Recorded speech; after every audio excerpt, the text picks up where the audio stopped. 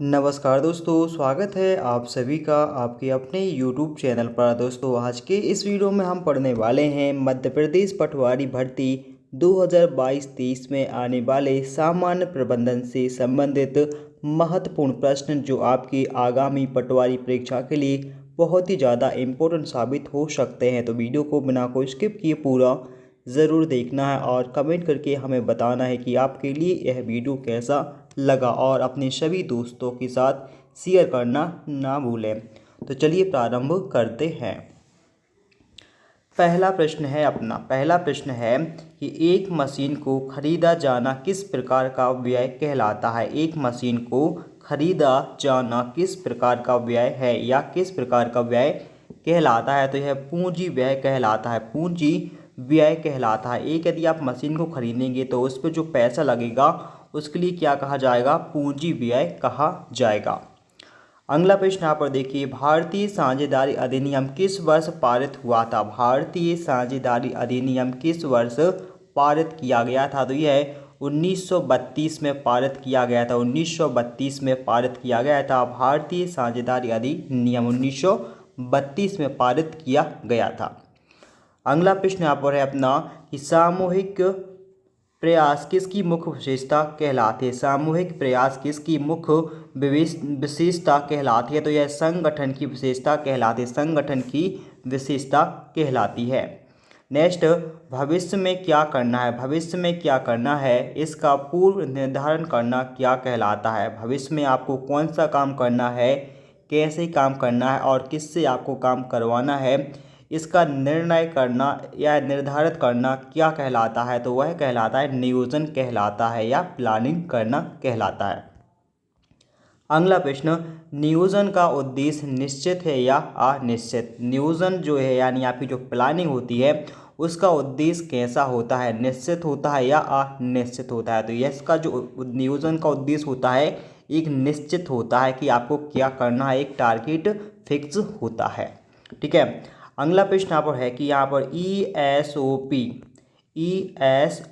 का संबंध किससे होता है। ठीक है, संबंध किससे होता है ESOP का। तो ESOP का संबंध होता है मानव संसाधन प्रबंधन से। मानव संसाधन प्रबंधन से संबंध होता है।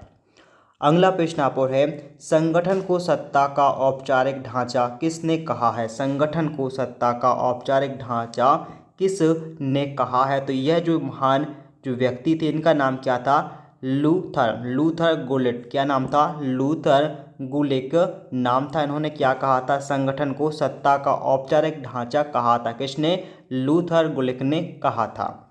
ठीक है। नेक्स्ट है यहाँ पर, प्रबंधक द्वारा सर्वोत्तम विकल्प का चुनाव करना क्या कहलाता है। जो प्रबंध होते हैं टॉप जो होते हैं जिसे हम क्या करते हैं CEO कहते हैं। जो मैनेजमेंट या ऑफिस या कंपनी के जो प्रमुख होते हैं या प्रबंधक होते हैं उनके द्वारा सर्वोच्च जो सबसे अच्छा विकल्प होता है या विकल्प का चुनाव करना होता है तो उस विकल्प का चुनाव करना क्या कहलाता है। ठीक है, उस विकल्प का चुनाव करना या सर्वोत्तम विकल्प का चुनाव करना क्या कहलाता है। तो वह कहलाता है निर्णयन कहलाता है। क्या कहलाता है, निर्णयन कहलाता है या निर्णय कहलाता है। ठीक है।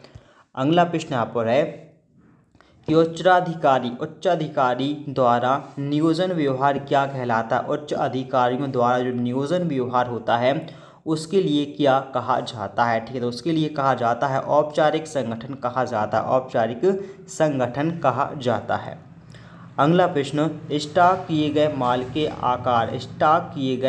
के आकार व प्रतिशत की विशिष्टता को कौन दर्शाता है। ठीक है, स्टॉक किए गए माल के आकार व प्रतिशत की जो विशिष्टता होती है इसके लिए कौन दर्शाता है। तो इसके लिए इन्वेंट्री दर्शाती, इन्वेंट्री द्वारा दर्शाया जाता है।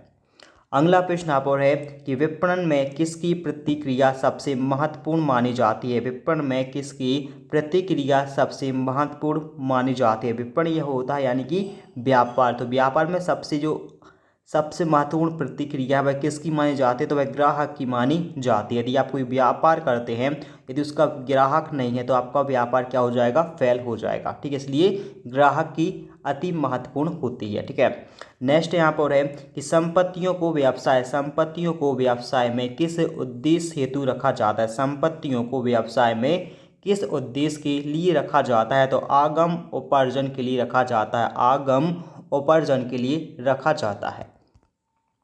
अगला प्रश्न यहाँ पर है नियंत्रण किया जाता है, इसके लिए क्या कहते हैं। नियंत्रण करना क्या कहलाता है, तो नियंत्रण किया जाता है क्या कहलाता है, तो है आर्थिक नियोजन कहलाता है। आर्थिक नियोजन कहलाता है। नेक्स्ट, लोक सेवा आयोग किस प्रकार की प्रबंधन का रूप माना जाता है। लोक सेवा आयोग किस प्रकार की प्रबंधन का रूप माना जाता है, तो यह मानव संसाधन प्रबंधन का रूप माना जाता है। मानव संसाधन प्रबंधन का रूप माना जाता है। नेक्स्ट, वित्तीय विवरण किसका भाग होता है। वित्तीय जो विवरण होता है यह किसका भाग होता है, तो यह एक लेखांकन भाग होता है। लेखांकन का भाग होता है वित्तीय विवरण। अगला प्रश्न यहाँ पर है विपणन का मुख्य बिंदु किसे कहा जाता है। विपणन या व्यापार का जो मुख्य बिंदु है यह किसके लिए कहा जाता है, तो ग्राहक को कहा जाता है। विपणन का मुख्य बिंदु किसके लिए, ग्राहक को कहा जाता है। अगला प्रश्न यहाँ पर है कि समान पारिश्रमिक अधिनियम कब पारित किया गया था। समान पारिश्रमिक जो अधिनियम है यह 1976 में पारित किया गया था। वर्ष 1976 में पारित किया गया था।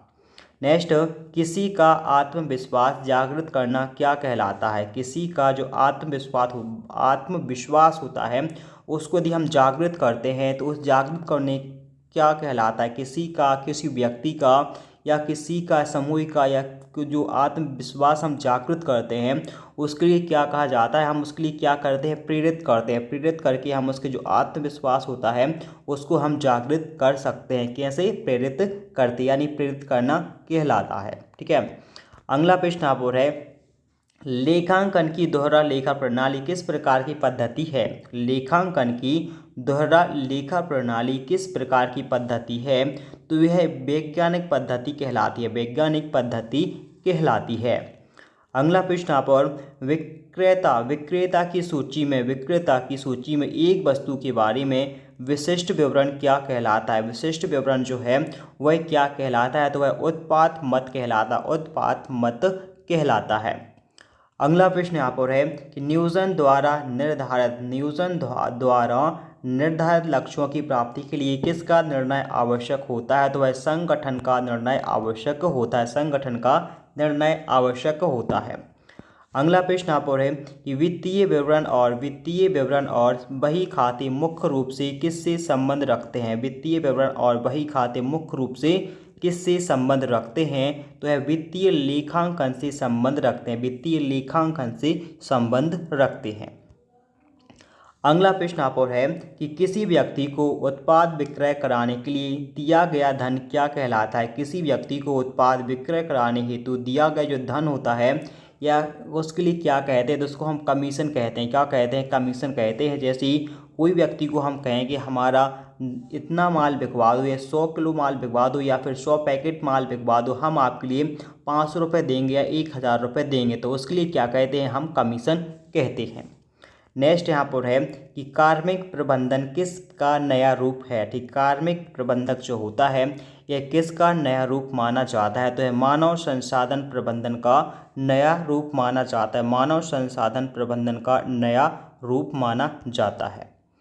अगला प्रश्न यहाँ पर है कि यदि राम ने नगद माल बेचा है तो प्रविष्टि को कहाँ रिकॉर्ड किया जाएगा। यदि राम ने क्या नगद में माल बेचा है तो जो प्रविष्टि होती है उसको हम कहाँ पर दर्ज करेंगे या रिकॉर्ड करेंगे, तो हम उसके लिए रोकड़ बही में रिकॉर्ड रखेंगे। क्या कहाँ रखेंगे, रोकड़ बही में रिकॉर्ड करेंगे या दर्ज करेंगे या फिर लिखेंगे। सीधे शब्दों में हम कहें क्या, लिखेंगे या नोट करेंगे। ठीक है, तो दोस्तों आज का हमारा यह वीडियो यहीं पर होता है समाप्त। वीडियो आपको कैसा लगा कमेंट करके हमें ज़रूर बताएं और अपने सभी मित्रों के साथ इसको शेयर करना ना भूलें। तो मिलते हैं नेक्स्ट वीडियो में, तब तक के लिए दोस्तों बाय।